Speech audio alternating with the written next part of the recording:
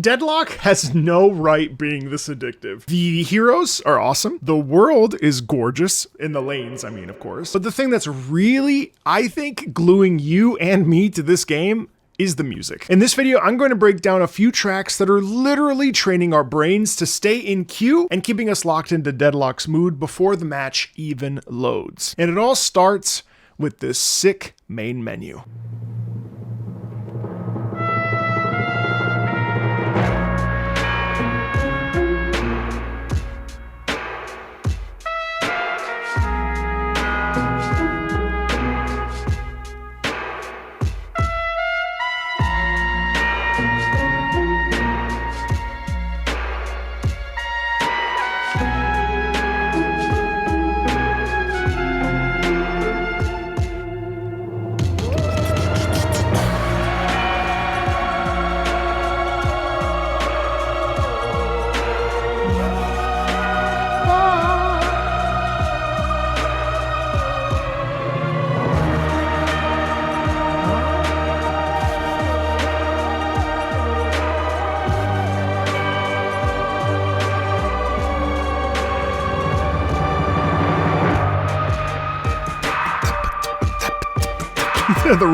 The rhythm shift is crazy. I mean, part of the thing that makes this so appealing to me is the fact that we automatically enter into this like otherworldly X-Files type sound with the trumpet and of course the sort of sliding sound design.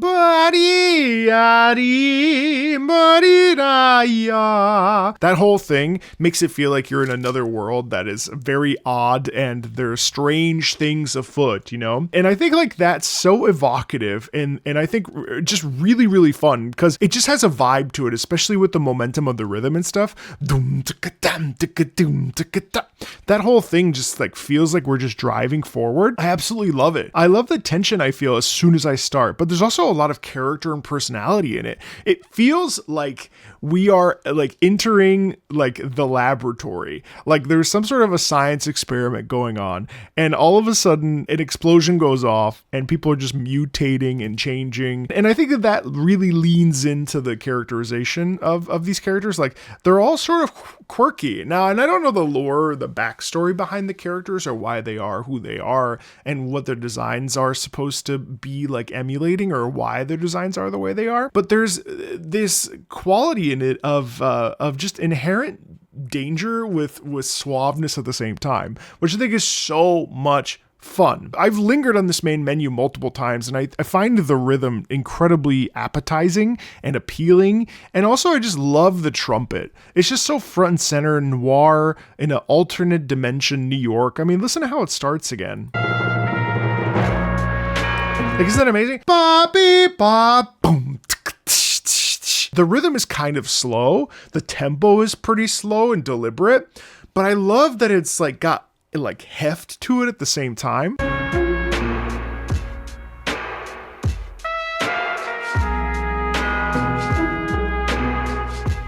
And then too, you have the bum bim bum boom that pits in there and the strings, you know, like very pizzicato, sort of like just like tapped like this. That creates that sound of like, what's that over there? There's a little bit of mystery in it, obviously. And again, I think it leans into that 1920s, no, hey, well, you know, see here, I remember a day, and it has this aesthetic that is so satisfying. But if we fast forward, I honestly think that this is also, and this happens to be the most replayed corner. Listen to this.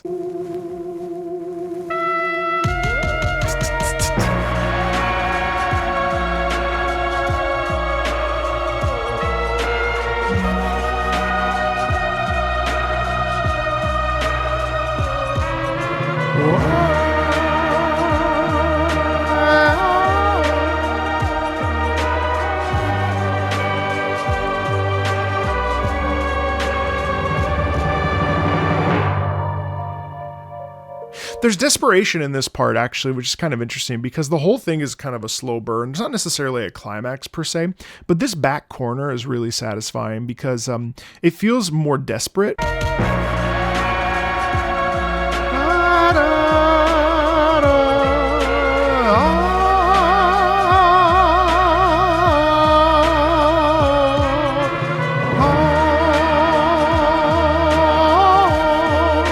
You know, that melody is so subtle and actually in the back, so the trumpet still is in the kind of front and center. But there's something really, really, really exhilarating about that because it feels stressful, but it also feels optimistic, and it also feels like a parting of the clouds and seeing the truth. It's so interesting. It's really, really, really fun. This main theme like ushers us into the game, right? Now, of course, after that we get into the hideout. That also has a really neat theme. But to me, the character select screen is so like heart pounding. Listen to this.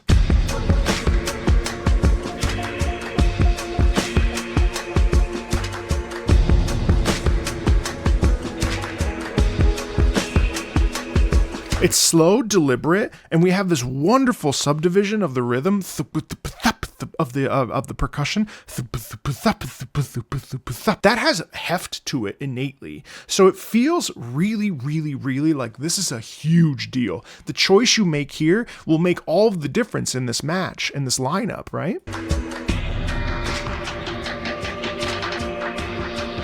And it's really cool too because we have this this movement here between this.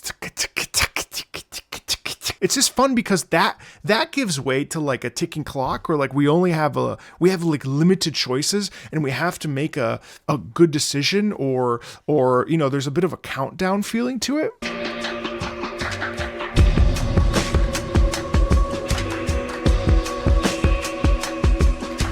And I think like that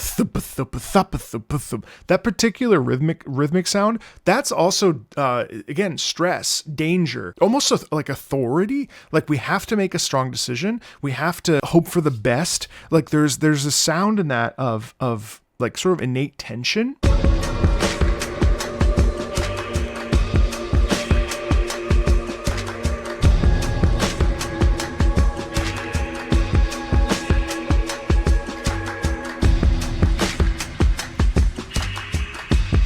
And then there's also a bit of like a mechanical sound that feels that's unrelated to an instrument. So you get that hit in the back too. And there's a bit of echo as well, which makes it feel like we're in a crunch time decision, and there's space around it. And so it feels like being cavernous allows it to feel like, I don't know, to me, it's like kind of like it's isolating. We are where we are, and we have to face this thing head on. It also it just sounds kind of like, just sounds dope, right? Like the space in that is cool, but there is this edge of danger laden throughout it. I like this character theme, this character select music, because there's no predominant melody. There's a bit of noise in the background, but there's not a melody that like kind of guides you. And I think in the case of this, it's really helpful. Now, the whole of Deadlock's soundtrack thus far has been extremely rhythmic and more based on like a tempo with some spicy rhythm versus really leaning into melody. There is a piece later that we'll listen to that does have a bit more melody, but in general, it's all about vibe and mood set more than it is about telling a story, which I find melody tends to do more evocatively than rhythm. Rhythm's great. I mean, rhythm can help us really get set in the mood. And the amazing thing about Deadlock is that because matches are so tense, there's an aura about Deadlock that has captivated me like a lot of other games haven't recently. I always want to play it because there's this almost like, I don't know, there's something intangible about it. I don't know how you guys feel, but there's something about Deadlock that's just, it feels very special. And I don't know if it's the hues of the characters or the different kinds of shading, but also this musical sound design is really, really evocative. There's darkness in it, but then there's also like every character feels kind of like quirky or mysterious, or like you don't know the full truth of all of it. And they're also pretty varied. Also, of course, the vampire presence is also really interesting. Yeah, but this character select theme is pretty awesome. Let's go over to For the King. And I find these pieces really, really interesting. For the Archmother and For the King are pretty short, like 30 seconds, but check out how different and how pronounced each of them are. This is For the King. They have the distorted kind of muffled, dampened piano, and this excellent guitar here. Da da da da dee da da da da da da da da dee da. Listen to that in the background. Like that's it. 27 seconds, right? Da dum da dum da da dee da da da da da-dum, da-da-dee-da-da. And that just, it has heft, it has danger, it has stress in it. I think it's also malicious because of the electric guitar. That is like palpable power, and it's kind of like hungry. Also too, like, I mean, the king is, you know, it's a shadowy figure. It's really, there's the bonfire effect. It feels really dangerous. Meanwhile, the Archmother is a little bit more, I think, pulled back and a little bit more subtle. Listen. And then we stack. Sliding up. It still has that rhythmic pulse. That's spicy. Da da da da da. Da da da da da da da da. Like the Archmother theme is dangerous too, but it feels a little bit more like regal, and a little bit, again, always mysterious, always dark, always twisted, always like conniving, scheming, so on and so forth. But the sound is interesting because we use, you know, that sort of operatic soprano type choral sound going up into the upper register. It's majestic, it's regal, but it's twisted at the same time, and so it naturally makes us feel, I don't know, tense. There's like almost like the characters that we're playing as when we're playing for the Archmother are loyal subjects. Like there's a little bit, while I think for the king there's a little bit more inherent rage and anger, and like, I don't know, there's a little bit more confidence. This one feels like we have to be like loyal good servants, kind of like worker bees for the queen bee. That's the sound that really comes across to me, and it's fun to talk about this stuff because there's no right or wrong. Like there's no depth required with this because that's how it feels, you know what I mean? And I think that's how we have these little moments that play into our experience with Deadlock that makes us want to keep playing it, right? Because this music kind of, it does a great job of setting mood more so than it does like telling a story. But the Baroness Hotel, now I had only listened to this for the first time just now, but listen to how different this is compared to some of these other themes we've been listening to. Now it's a waltz. Chop chop, chop chop, chop chop. Incredible how out of tune and muted this is, though. And again, it's steeped in character, and it's steeped in this like mysterious allure.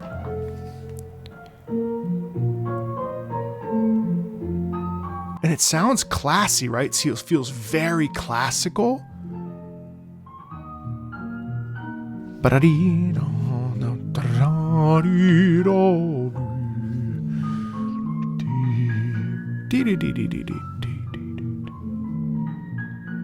Very mysterious and very twisted, contorted. We have that dampener in there. We have this real sound, like none of it really makes sense. It's just a little bit of an alternate reality, a different dimension. Things don't really make sense. Nothing's adding up. It's just twisted, right? And that's fun. The most happy music in this game really is New Teleporter, and then the teleporter music, and also the Curiosity Shop. And as an example, just listen to a couple seconds of Curiosity Shop. Totally different vibe.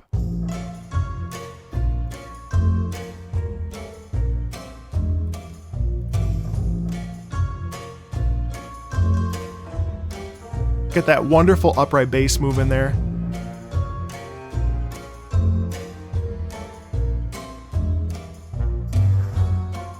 Some very subtle brass in the very back.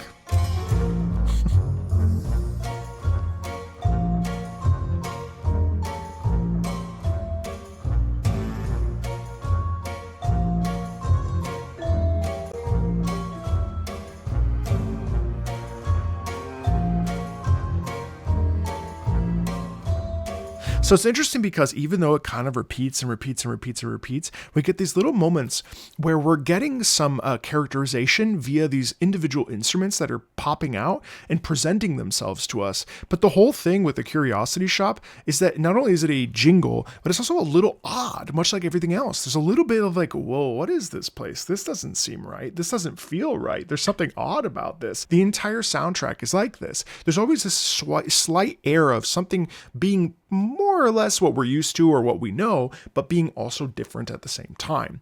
It's unnerving, but also this one's kind of pleasant and very bright, but it's a little bit of like, this is weird. And I think that really also aids in that like musical storytelling, and also in that feeling of being placed in an experience that is abnormal or unexpected, thus adding to that feeling of like mystery and suspension of belief, and just like being like, wow, this is strange, but I'm gonna go with it. You know what I mean? Really fun. And then of course, like the thing that even locks us in to then restart the round is the post-game song. The post-game report is like the come down from a match that maybe lasted 10 minutes, maybe lasted 20 minutes, maybe lasted 40 minutes. And like, it's pretty interesting too. Check it out.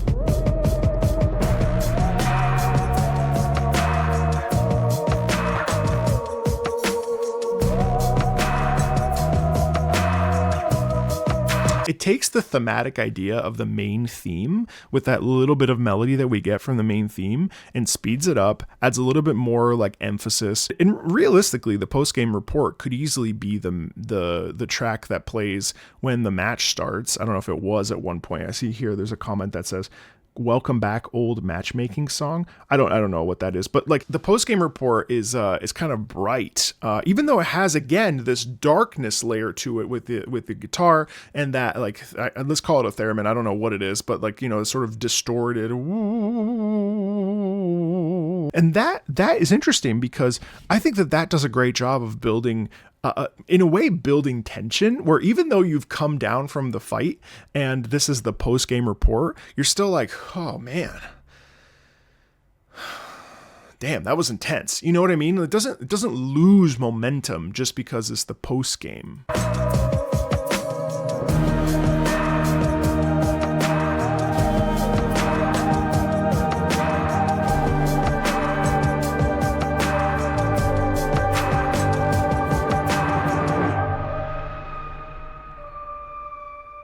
But here, everything slows down, and see that this sort of cascading, that's actually like horror music, like slow descending down